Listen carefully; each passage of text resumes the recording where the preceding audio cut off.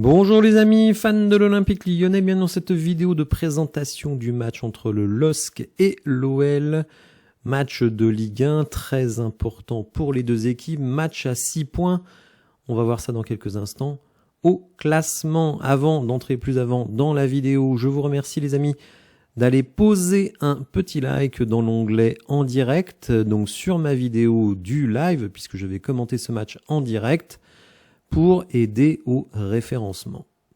Alors comme je le disais, évidemment ce match est très important pour nous, pour Lille également bien entendu, puisque eux jouent à domicile, puisque vous le voyez ici, nous avons 3 points de retard sur le LOSC. En cas de victoire, nous reviendrions à 17 points, donc à égalité avec le LOSC et l'Olympique de Marseille. Certes, une différence de but moins flatteuse pour nous, mais en tout cas ça nous remettrait vraiment dans la bonne dynamique.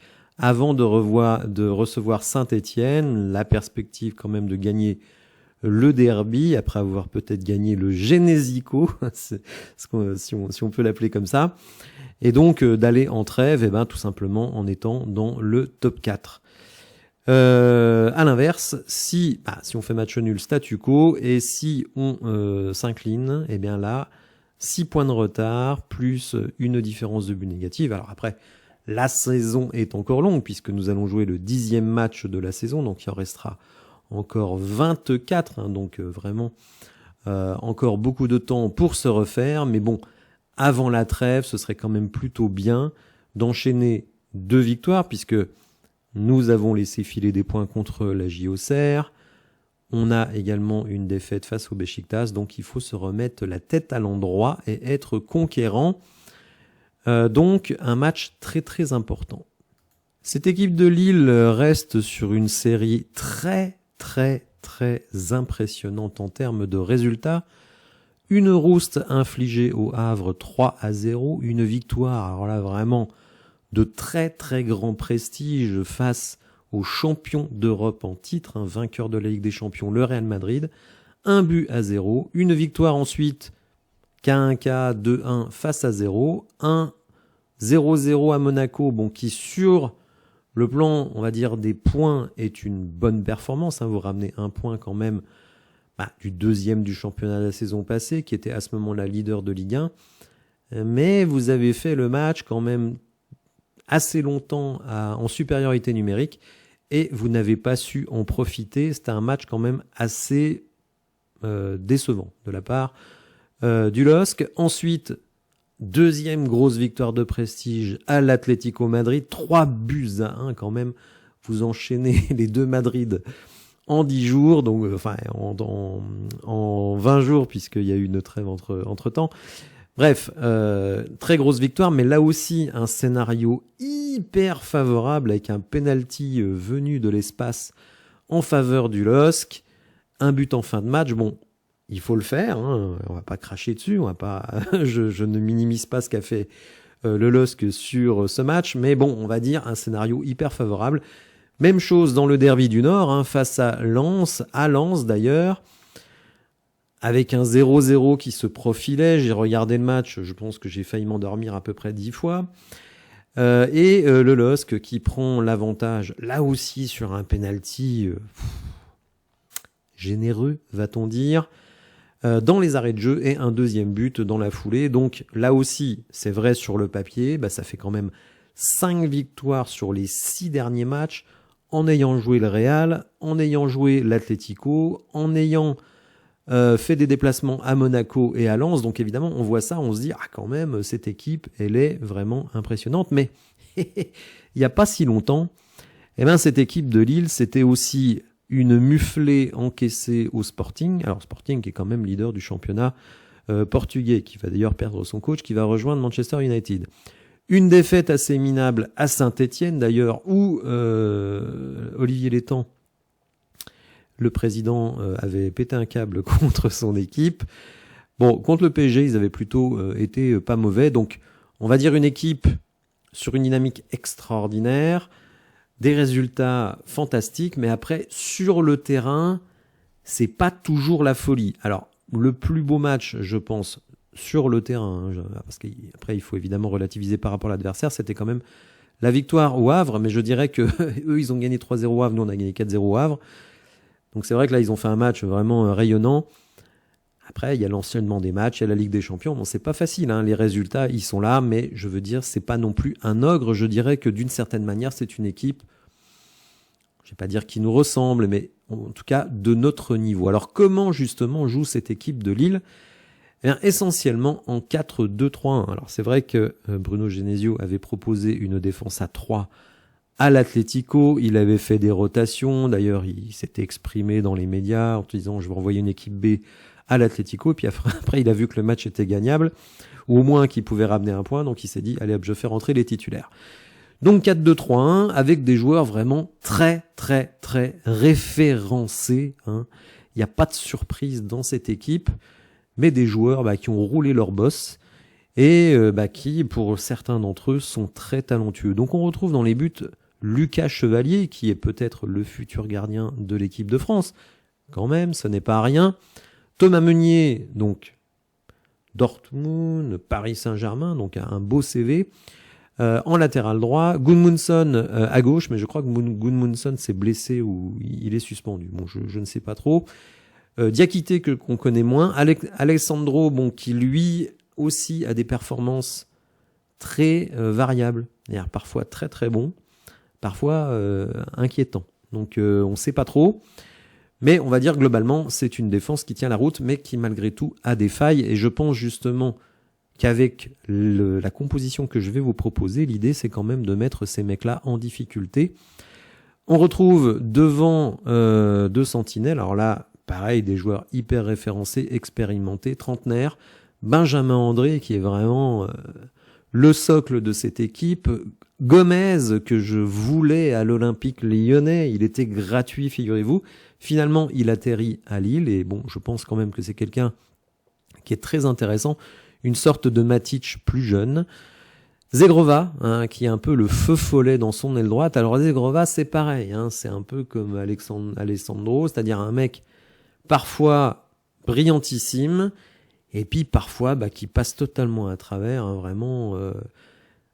La comparaison va faire hurler, mais c'est un peu leur Ryan Cherki, c'est-à-dire un mec qui, quand il est bien luné, fait des différences de malade, et puis qui n'est pas dans une très grande régularité, donc parfois il passe totalement à travers. Au milieu de terrain, on retrouve Angel Gomez, international anglais. Quand même, c'est quand même pas n'importe quoi, même si je dois vous avouer que quand je l'ai vu jouer avec l'équipe d'Angleterre, j'étais quand même surpris, parce que vraiment, s'il y a un milieu de terrain que je n'imaginais pas titulaire en équipe d'Angleterre, c'est bien lui, mais bon, écoutez, il y est.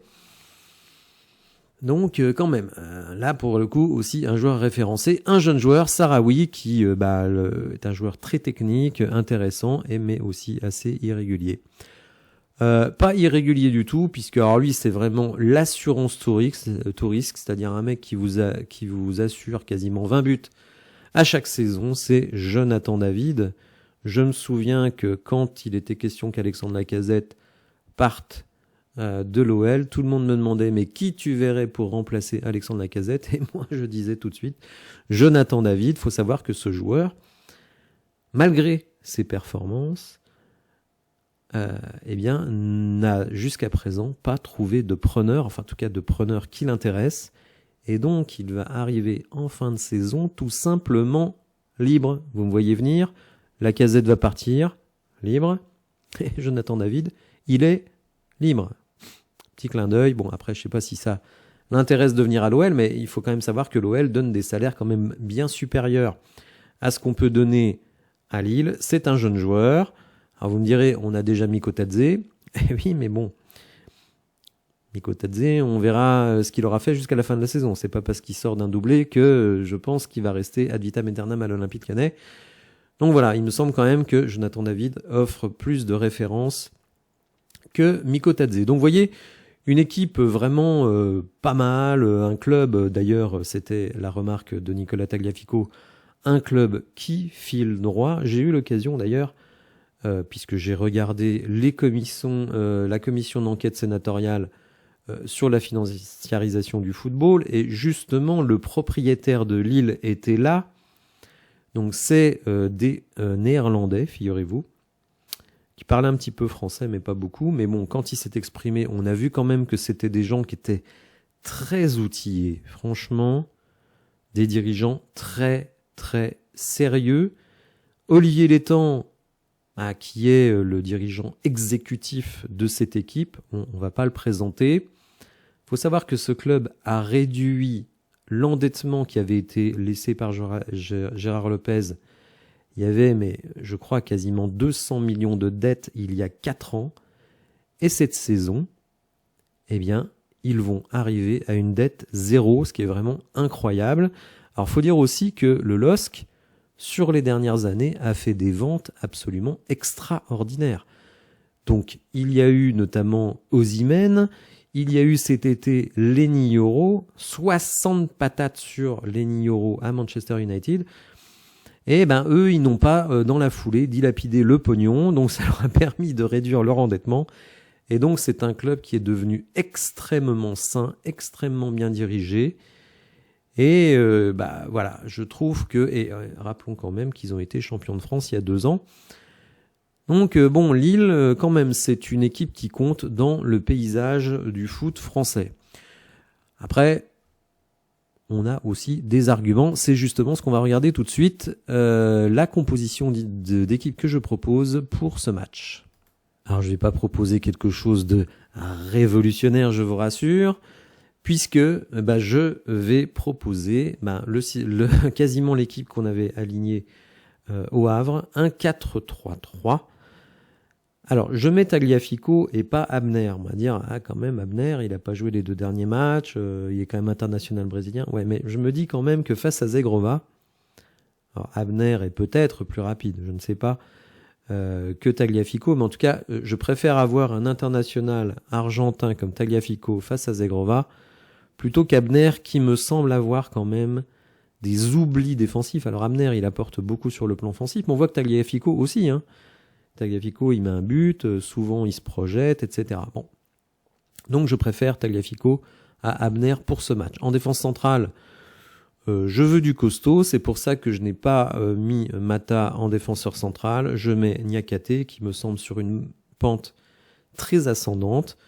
Kaletachar qui lui a pu refaire du frais, puisque Pierre Sage nous a dit lui-même que Kaletachar était fatigué. Donc là, il revient plein badin. Et Mata, que je préfère à Maitland-Niles. Mata, je trouve que c'est vraiment un joueur intéressant qui se donne énormément et qui, en plus, a une qualité de centre qui, à mon avis, est très sous-estimée. Alors, en sentinelle, j'avoue que je suis un petit peu conflictuel en moi-même, puisque Matic, évidemment, ça paraît être l'option la plus cohérente. D'autant que c'est un match où on va pas forcément avoir le ballon beaucoup. Il faudra de la récupération. C'est quand même un type avec un QI football hors du commun. Je n'ai pas peur de le dire parce que quand je commente les matchs, le nombre de fois où je dis mais Matic a anticipé la situation, Matic a tout vu venir, etc., etc., il compense son manque de vitesse vraiment par un QI foot de malade. Après, c'est pas forcément un manchot à la relance. Alors à la relance avec la passe, même si, personnellement, j'en attends plus. Verretou et Tolisso en numéro 8. Alors, Tolisso, ça me paraît incontournable.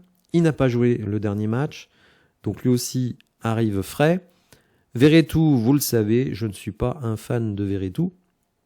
Ce qui m'est d'ailleurs beaucoup reproché dans les commentaires. On me dit « Ah, t'es pas objectif avec Verretou ». Alors, lors du dernier match contre Auxerre, j'ai dit Verretou, il ne fait rien, et je maintiens cela.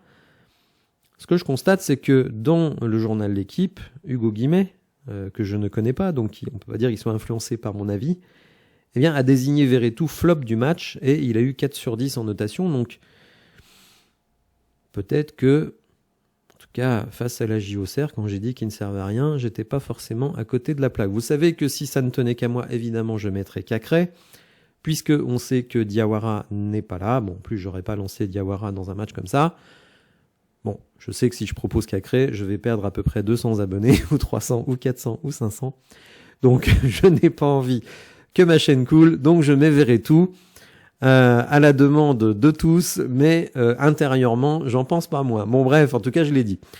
Ryan Cherki, ailier droit, mais bon, vous le savez que c'est quelqu'un qui est très libre sur le terrain. Évidemment, Fofana, hein, ça je ne vois pas comment on peut faire désormais sans Fofana. Et Lacazette, donc lui aussi, qui a peu joué sur le dernier match. De toute façon, Mikotadze était malade depuis le début de la semaine. On ne sait même pas s'il sera présent. Donc je pense que Lacazette, c'est un choix qui s'impose. Alors, pour tout vous dire, si je devais faire un pronostic, j'ai du mal à nous imaginer gagner. Je sais, je suis comme vous un supporter. J'espère que l'équipe va gagner, mais après j'essaye aussi d'être lucide.